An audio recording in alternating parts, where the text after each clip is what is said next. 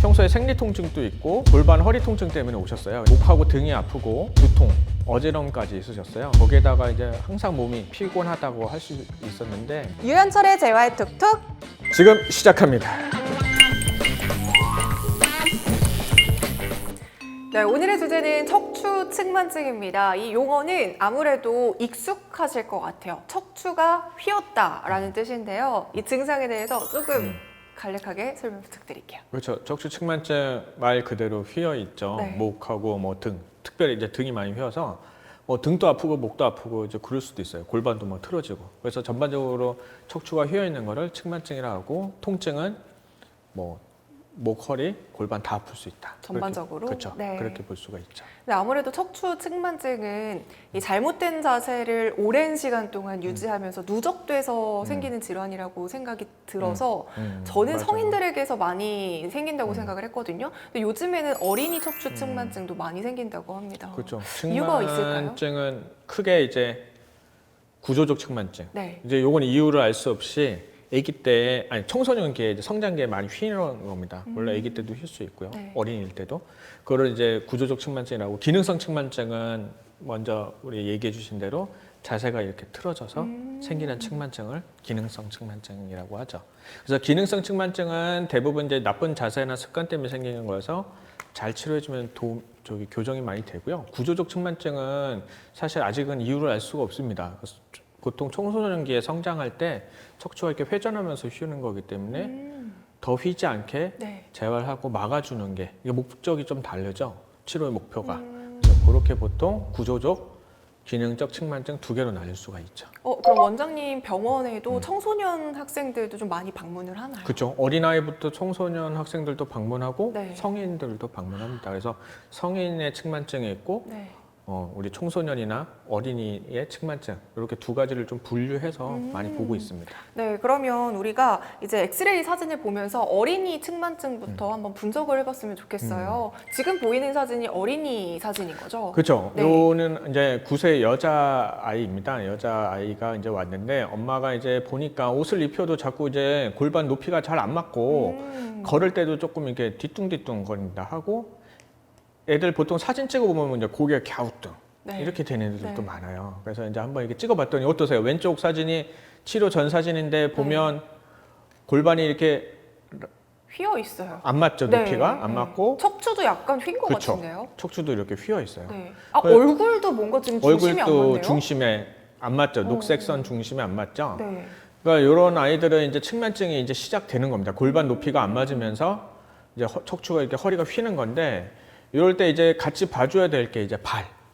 제가 항상 골반은 목이나 뭐 이럴 때 발은 항상 보라고 그랬죠. 그래서 네. 발이 보통 아이들이, 요새 아이들은 특히 저희 어렸을 때는 놀이터에서 많이 뛰어돌아다니면서 발 근육이 건강했는데 요새는 많이 앉아서 그쵸. 게임도 많이 하고 뭐 TV 많이 보고 공부도 많이 하잖아요. 그래서 발 근육이 약해지면서 유연성 평발해서 발이 평발인 경우들이 되게 많아요. 평발이면 발의 아치가 이렇게 있어야 되는데 네. 아치가 낮아지면서 골반이 내려가서 척추가 이렇게 휘어 있는 그런 경우가 많기 때문에 우리 아이들은 측만증이 있으면 항상 저희 병원에 오시면 발을 많이 같이 봐드려요. 그래서 발의 평발 유무를 보고 거기에 맞게 같이 치료를 하면 사진처럼 왼쪽 사진이 우측처럼 골반 높이가 맞아지면서 척추가 다시 좀 바르게 쓰는, 이렇게 좋아지는 경우도 많이 있습니다. 네, 다음 슬라이드 한번 보시면 10살 남자아이입니다. 이 아이도 보시면 이제 허리가 오래 앉아서 공부하거나 이제 보통 뭐 아이패드라든지 TV 볼 때, 컴퓨터 할 때 허리가 아프다 해서 왔는데 찍어봤더니 척추가 이렇게 곧지 않고 왼쪽으로 이렇게 많이 휘어 있습니다. 그러네요. 휘어 있죠. 네. 골반 높이도 좀 잘 안 맞고. 이럴 때 이제 저희가 이제 발도 제가 먼저 본다고 그랬었잖아요. 네. 근데 발도 보지만 척추는 휘게 하는 원인이 발도 있는데 또 하나 중요한 거는 턱, 목. 네. 턱하고 목은 또 연결되어 있다 했죠. 그래서 크게는 아이들 척추 측만증을 볼 때 우리가 발도 보고 턱하고 목도 같이 봐줘야 돼요. 그래서 그걸 같이 봐서 필요 유무에 따라서 치료를 같이 하면 저렇게 우측 사진처럼 다시 허리가 좀 펴지는, 좀 좋아지는 경우도 많이 있습니다. 그래서 아이들은 처음에 빨리 오시는 게 되게 중요하세요. 그럴 것 같아요. 많이 휘면 사실 발을 보든 턱이나 목을 보든 교정 다시 좋아질 확률은 많이 떨어지게 되고요. 많이 휘면 휠수록. 대신 초기에 적게 휘어 있거나 심하지 않다 그러면 잘 치료하면 그 나빠지는 시기를 넘어가면 또 좋아지는 경우가 있기 때문에 항상 초기에 오시는 게 중요하고 그 다음에 성장이 끝날 때까지는 신경을 써야 된다. 왜냐하면 잘 잡아놔도 또 성장하면서 또 틀어지는 경우가 많기 때문에 성장이 끝날 때까지는 그래도 1년에 한 번 적어도 아니면 6개월에 한 번은 와서 엑스레이를 찍어가면서 한번 더 나빠지는지 좋아지는지 보는 게 중요하다고 말씀드릴 수 있어요. 네, 아이들은 아무래도 이제 성장기를 거쳐야 되기 때문에요. 평소에 우리 아이들의 걸음걸이라든지 아니면 뭐 그렇죠. 신발 밑창이 얼마나 닳아있는지 이런 것들을 좀 세심하게 체크하시면서 빠르게 병원에 내방해 주시면 좋을 것 같아요. 자, 아이들은 구조적인 부분을 체크해야 된다고 했잖아요. 성인은 어떤 이유로 척추 측만증이 생기나요? 그 성인은 대부분 이제 청소년기 때는 이제 측만증이 없다가 네, 우리가 앉아서 이제 현대인들은 컴퓨터 많이 하고 이제 자세가 안 좋아지잖아요. 그쵸. 그러면 이제 그때 이제 척추가 또 휘기도 합니다. 이제 성인 측만증 한번 사진 보시면 34살 여성 환자분이세요. 엑스레이 왼쪽 사진이 이제 치료 전인데 보면 좀 많이 휘어 계시죠. 많이 휘었네요. 이분은 이제 평소에 생리 통증도 있고 골반 허리 통증 때문에 오셨어요. 근데 네. 저희가 허리 골반 아프다 그러면 보통 엑스레이를 허리만 찍죠. 대부분 동네 그쵸, 그쵸. 병원 가면. 근데 저희는 이제 허리만 찍지 않고 이게 왜 아팠는지 보기 위해서 이렇게 전 척추, 전체 척추를 이제 찍어봅니다. 찍어봤더니 골반이 저렇게 왼쪽이 내려갔고, 그다음에 척추가 중앙선에 안 맞아 네. 계세요. 그래서 이분은 일단은 제가 발을 먼저 봤습니다. 예, 이제 습관이 어떤지 발도 어떤지 봤더니 발이 아치가 양쪽이 다 다르세요. 아마 이분은 왼쪽 발이 아치가 없고 오른쪽은 이렇게 아치가 있으셨어요. 제가 이제 발이 짝짝이라고 말씀드리는데 이런 분들은 이제 골반을 교정을 도수치료를 통해서 하지만 발의 아치를 어느 정도 좀 잡아주는 그런 인솔이나 이런 걸 처방을 저희가 같이 합니다. 같이 하면 저렇게 우측 사진 보시면 골반의 높이가 맞춰지면서 척추가 왼쪽으로 휘어 있던 게 오. 많이 곧아지죠. 네, 네. 그렇게 이제 저희가 교정을 많이 하고 있습니다. 또 필요한 경우에는 아무리 도수치료나 해도 근육이 짧아짐으로 인해서 뼈의 위치를 틀어놓기도 하거든요. 그럴 때는 그 짧아진 근육들을 잘 찾아서 주사치료를 통해 좀 풀어주면 뼈의 위치가 다시 원래 제자리로 돌아가는. 그래서 저희가 치료할 때 보조기를 이용하기도 하지만 주사치료, 주사치료도, 도수치료 같이 다양하게 좀 포괄적으로 병행을. 치료를 해야 이렇게 좋아진 케이스를 많이 볼 수가 있죠. 그리고 또 하나 이제 사진을 보시면 이분은 이제 우측 골반이 이제 틀어져가지고 척추가 이렇게 또 휘어 있는 케이스 환자분이세요. 30세 여자 환자분이신데요.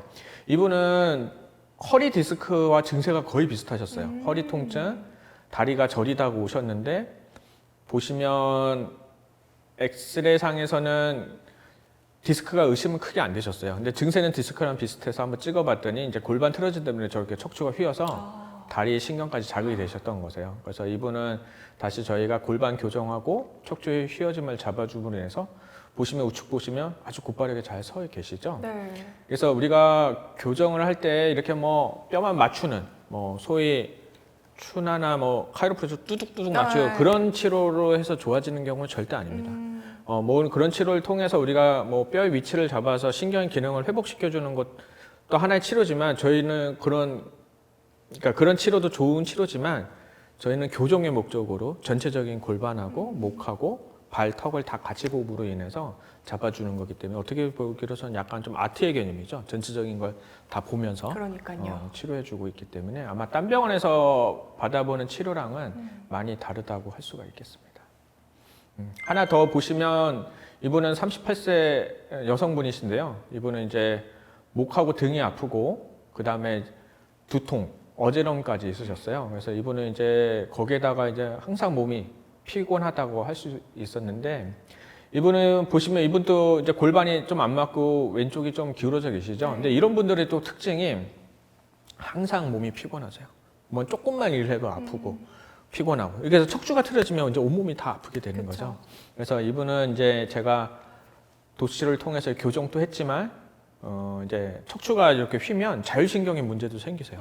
우리가 예전에 자율신경 실조증 공부해봤지만 네. 척추에서 이제 자율신경이 나오기 때문에 저렇게 척추가 휘면 자율신경이 문제가 생겨서 우리가 이제 피곤하다든지 소화가 잘 안 되다든지 가슴이 두근거린다든지 여러 가지 실조증이 생기기 때문에 그럴 때는 이제 우리가 검사를 자율신경 검사도 해보고 그다음에 저희 병원에서는 그거 외에도 뭐 모바일 미네랄 검사라든지 여러 가지 또 다른 검사들을 통해서 우리 몸에 그런 이상 유무를 찾아내기 때문에 그렇게 같이 포괄적으로 치료하면 우측 사진처럼 척추 골반도 교정이 되지만 자율신경들도 많이 정상화돼서 통증들도 많이 없어지게 됩니다. 네, 이게 골반이 틀어지고 척추가 틀어지는 게 저희는 그냥 도수 치료 이 정도로만 생각을 하고 있었는데 지금 말씀해 주신 것처럼 뭐 모발 검사도 있고 다양한 주사 그쵸. 치료도 있으니까 네. 굉장히 다양한 치료들을 병행한다라고 생각하면 되겠네요. 그렇죠.